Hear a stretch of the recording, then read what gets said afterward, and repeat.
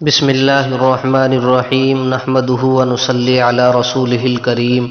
حضرات محترم اور سامعین کرام، مختصر وقت میں، بہت ہی تھوڑے وقت میں آپ حضرات کے سامنے ازواج مطہرات کا جیسا کہ سلسلہ وار بالترتیب حالات بیان کیے جا رہے ہیں، اب 7ویں نمبر پر آپ کی یعنی 7ویں زوجہ محترمہ حضرت زینب بنت جحش رضی اللہ تعالی عنہ کے حالات بیان کیے جا رہے ہیں۔ ام سلمہ رضی اللہ تعالی عنہ کے انتقال کے بعد حضور اقدس صلی اللہ علیہ وسلم کا نکاح زینب بنت جحش رضی اللہ تعالی عنہ سے ہوا۔ یہ حضور اقدس صلی اللہ علیہ وسلم کی پھوپھی زاد بہن ہے۔ ان کا پہلا نکاح حضور صلی اللہ علیہ وسلم نے اپنے متبنہ حضرت زید بن حارثہ رضی اللہ تعالی عنہ سے کیا تھا، یعنی منہ بولے بیٹے۔ ان کے طلاق دینے کے بعد اللہ جل شانہ نے خود ان کا نکاح حضور صلی اللہ علیہ وسلم سے کر دیا، جس کا قصہ سورہ احزاب میں بھی ہے۔ اس وقت ان کی عمر 35 سال کی تھی۔ مشہور قول کے موافق ذی قعدہ 5 ہجری میں نکاح ہوا، بعض نے 3 ہجری میں لکھا ہے، مگر صحیح قول 5 ہجری کا ہے، اور اس حساب سے نبوت سے گویا 17 سال قبل ان کی پیدائش ہوئی۔ ان کو اس پر فخر تھا کہ سب عورتوں کا نکاح ان کے اولیاء نے کیا اور ان کا نکاح اللہ جل شانہ نے کیا۔ حضرت زید رضی اللہ تعالی عنہ نے جب ان کو طلاق دی اور عدت پوری ہو گئی تو حضور صلی اللہ علیہ وسلم نے ان کے پاس پیام بھیجا۔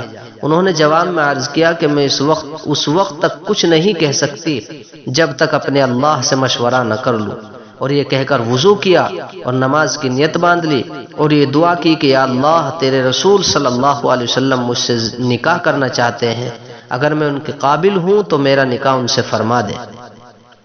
ادھر حضور صلی اللہ علیہ وسلم پر قرآن شریف کی آیت فَلَمَّا قَضَى زَيْدٌ مِّنْهَا وَطَرًا زَوَّجْنَاكَهَا نازل ہوئی تو حضور صلی اللہ علیہ وسلم نے خوشخبری بھیجی۔ حضرت زینب بنت جحش رضی اللہ تعالی عنہ خوشی کی وجہ سے سجدے میں گر گئی۔ حضور اقدس صلی اللہ علیہ وسلم نے ان کے نکاح کا ولیمہ بڑی شان سے کیا، بکری ذبح کی اور گوشت روٹی کی دعوت فرمائی۔ ایک ایک جماعت کو بلایا جاتا تھا، اور جب وہ فارغ ہو جاتی تھی تو دوسری جماعت اسی طرح بلائی جاتی، حتیٰ کہ سبھی لوگوں نے پیٹ بھر کر کھایا۔ حضرت زینب رضی اللہ تعالی عنہ بنت جحش بڑی سخی تھی اور بڑی محنتی، اپنے ہاتھ سے محنت کرتی اور جو حاصل ہوتا وہ صدقہ کر دیتی۔ انہی کے بارے میں حضور صلی اللہ علیہ وسلم نے ارشاد فرمایا تھا کہ مجھ سے سب سے پہلے مرنے کے بعد وہ ملے گی جس کا ہاتھ لمبا ہوگا۔ بیبیاں ظاہری لمبائی سمجھی، اس لیے لکڑی لے کر سب کے ہاتھ ناپنے شروع کر دیے۔